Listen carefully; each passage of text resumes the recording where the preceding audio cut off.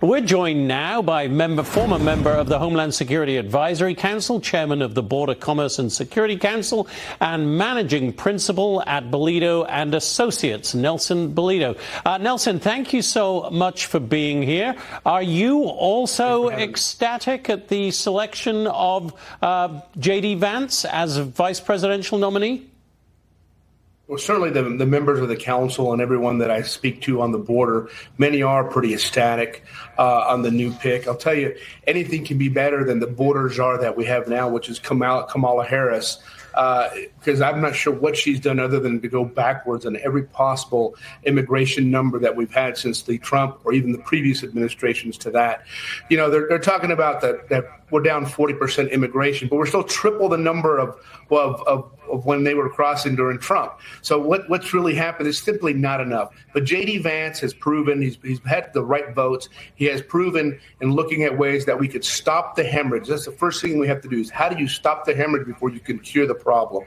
And really in curing the problem, I'll tell you, most of the people that come to this country, 85% never go to court because they come under asylum and ultimately they don't have a way to prove asylum. So what happens is they lose their ability to stay in this country. Now they become illegal. And that's what I think what J.D. Vance is talking about. These people that can't prove that they actually should be here because they have a record of history of incredible fear, that those people are the ones that are certainly on the target for possible mass deportation.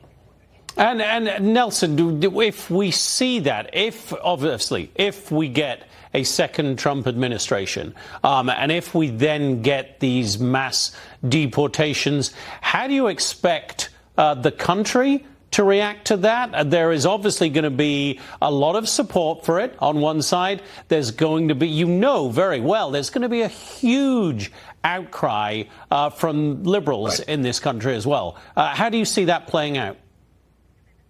Absolutely. So look, when they talk about mass deportation, it doesn't mean they're going to round up 10 million people in 1 year and send them over. This is going to be a gradual system. For example, when somebody gets pulled over, somebody gets to look for a job, somebody they've asked for an ID for whatever, and they can't prove that they actually should be in this country. Maybe they have a warrant out for their arrest because they never went to court. So these are gradual things that will happen over the next 4+ years that will then culminate to perhaps a few million deportees. But I'll tell you, the other thing is what we have to look at is how do we reform the H-1B visa program, the migrant worker program. There's a lot of things that need to happen. JD's talked about these things. Former President Trump has also talked about these things. And these are things that need to happen once and for all. We've got to quit talking about it and start doing something. And I think what Trump is talking about and J.D. is talking about is to really start doing something. We're tired of just watching. We need to do something now. Do you think there will be a real sea change and a real possibility of doing those things, Nelson, if a Trump victory also brings about victories in terms of control of the House and the Senate? Does that change everything altogether?